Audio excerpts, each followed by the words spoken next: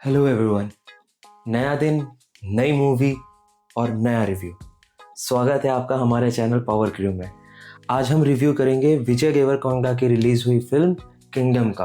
अब देखा जाए तो किंगडम एक ऐसी फिल्म लगी जो अभी रेट्रो फिल्म आई थी कार्तिक सुब्बराज की, उससे थोड़ी मिलती जुलती वाइब दे रही थी। और दूसरा थोड़ा सा टिपिकल एक मासी फिल्म बनाने की कोशिश की गई है उसे। ओवरऑल देखा जाए तो फिल्म मुझे अच्छी लगी, कुछ अलग हट के नहीं था। जो अब फिल्मों के साथ एक ट्रेंड नया शुरू हो चुका है वो ये है कि हर एक फिल्म का पार्ट 1 और पार्ट 2 रहता है। वही ये भी फिल्म फॉलो करने की कोशिश कर रही है। ये बाहुबली के बाद से ऐसा हो गया है, हर एक फिल्म का पार्ट 1 आएगा, फिर उसके बाद पार्ट 2 आएगा। फिर चाहे वो कंगुवा का एंडिंग लेके थोड़ा सा सस्पेंस रखा हो या फिर देवरा की एंडिंग लेके रखी गई हो।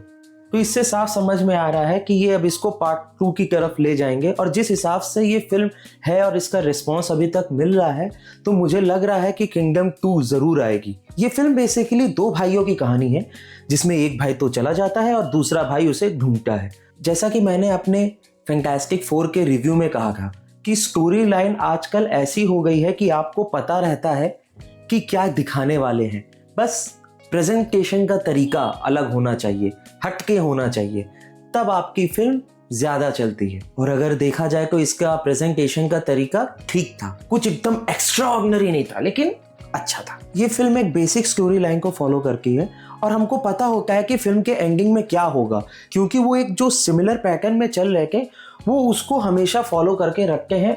कुछ एक्स्ट्रा ऑर्डिनरी या कुछ अलग हट के करने के चक्कर में जो अपना फिल्म का एसेंस है वो ये चीज नहीं भूलते। तो इसके लिए सबसे पहले तो मैं ये कहना चाहूंगा कि डायरेक्टर के साथ साथ एक्टर ने शानदार काम किया है। चाहे वो एक्टर कोई भी हो, चाहे वो फीमेल एक्ट्रेसेस हो जिनका रोल थोड़ा सा कम था, मोस्टली ये फिल्म विजय देवरकोंडा और उनके भाई के अराउंड ही मूव करती है। ये सही भी है क्योंकि जिस हिसाब से स्टोरी लाइन बनाई गई है तो विजय देवरकोंडा का स्क्रीन टाइमिंग ज्यादा रहना बनता भी था।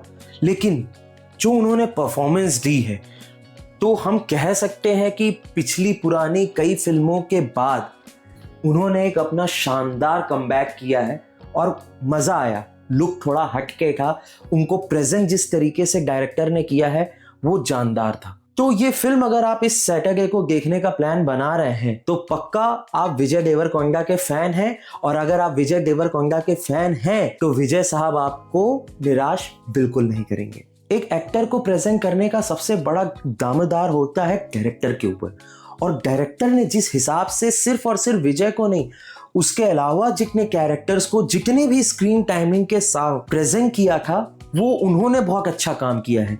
तो यहाँ पे मैं ये कहना चाहूंगा कि सपोर्टिंग कास्ट और क्रू यहाँ पे दिख रहा है उन्होंने बहुत अपना 100% दिया है। और जब कोई भी अपना 100% देता है तो फिल्म अच्छी ही बनती है। प्लस डायरेक्टर का क्या विजन था वो चीज सारे एक्टर्स ने, सारे स्टाफ्स ने, चाहे वो एक्टिंग स्टाफ हो या एक्टिंग स्टाफ नहीं हो, उन्होंने बहुत अच्छे से डायरेक्टर के विजन को समझा है। और डायरेक्टर का जो विजन था वो भी एक प्रेजेंटेबल था। ऐसा कई फिल्मों के साथ होता है कि पेपर में तो स्टोरी बहुत अच्छी होती है लेकिन जब आप उसको प्रेजेंट करते हैं या फिल्म बन के जब आती है तब आपको वो चीज मजा नहीं आता। कई बार ऐसा भी होता है कि स्टोरी तो बहुत सिंपल होती है लेकिन प्रेजेंट करने का तरीका इतना शानदार का कि फिल्म छप्पर फाड़ कमाई करती, और यही हाल इसके साथ होगा। लेकिन कमाई के मामले में थोड़ा पीछे जाएगी क्योंकि रिलीज टाइमिंग थोड़ा सा गलत हो गया है मेरे हिसाब से। क्योंकि नॉर्थ इंडिया में सबसे ज्यादा स्क्रीन मिलेगा सन ऑफ सरदार 2 को, उसके बाद मिलेगा धड़क 2 को, उसके बाद जो थोड़े बहुत स्क्रीन बच जाएंगे वो मिलेगा किंगडम को, जो कि हिंदी में रिलीज हो रही है साम्राज्य नाम से। अब देखना यह है कि जितनी भी रिलीज हो रही है या जितने भी स्क्रीन पे ये रिलीज हो रही है क्या ये कमाई कर पाएगी या नहीं।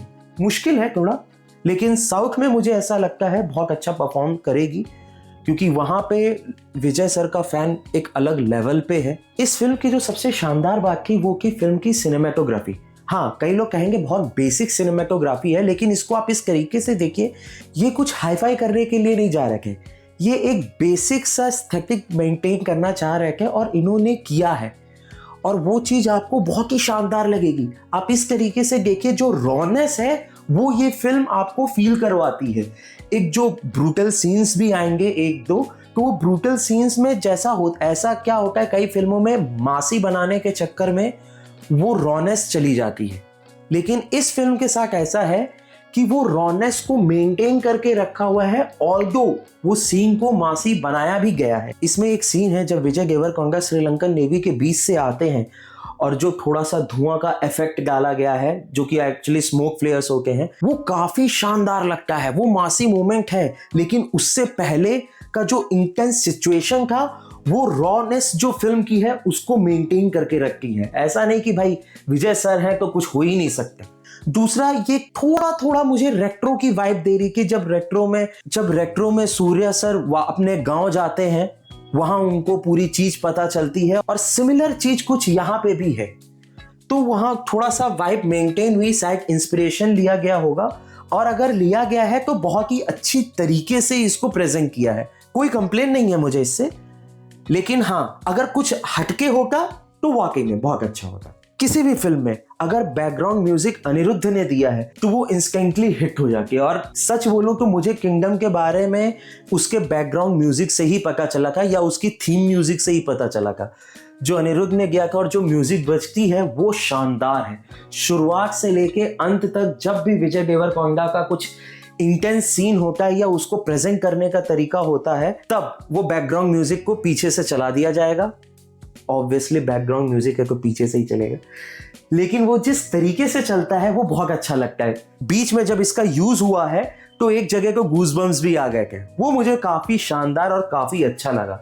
इसमें एक जेल का सीन है, उसमें जिस तरीके से बैकग्राउंड म्यूजिक को यूज किया है वो मुझे बहुत पसंद आया। वो सीन को एलिवेट बहुत अच्छे तरीके से करता है, तो बैकग्राउंड म्यूजिक तो मजा आ गया। अब अगर बात करें वीएफएक्स की और सीजीआई की, तो काफी मिनिमल सा यूज हुआ है।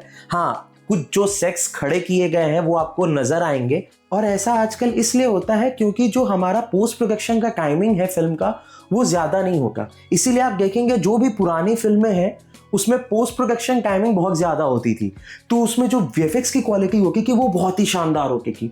लेकिन आजकल की फिल्मों में वीएफएक्स की जो क्वालिटी है वो थोड़ी सी गिर गई है, क्योंकि हम पोस्ट प्रोडक्शन में उतना टाइम नहीं देखते। अब रामायण फिल्म आने वाली है, वो लगभग मेरे ख्याल से पार्ट 1 कंप्लीट हो गया है या होने वाला है, और 1 साल तक उन लोग सिर्फ और सिर्फ उसके पोस्ट प्रोडक्शन पे वर्क करेंगे। क्यों? क्योंकि उसमें समय लगता है। सेम चीज हुई है भूत बंगला के साथ, उसकी पूरी शूटिंग कंप्लीट हो गई है और 1 साल उसका पोस्ट प्रोडक्शन को देने जा रहे हैं। तो फिर जब आप समय देते हैं तो फिल्म का आउटपुट बहुत अच्छा होता है। हमको ये भी समझना चाहिए कि कभी कभी आपका बजट आपको 1 साल रुकने की इजाजत नहीं देता। शायद इस फिल्म के साथ ऐसा हुआ हो, वो तो हम नहीं जानते, लेकिन हाँ, इसका पोस्ट प्रोडक्शन थोड़ा सा वीक है जो कि हमको वीएफएक्स और सीजीआई में नजर आता है। ओवरऑल अगर आप ये फिल्म अपनी फैमिली के साथ देखने का प्लान बना रहे हैं तो बिल्कुल जाइए, आप देख सकते हैं। पर क्या आप इसको सन ऑफ सरदार को और धड़क 2 से प्रेफर करेंगे, ये मुझे कमेंट सेक्शन में लिख के बताइएगा। ओवरऑल ये फिल्म मुझे पसंद आई है और ये रहा इसका इमोजी मीटर।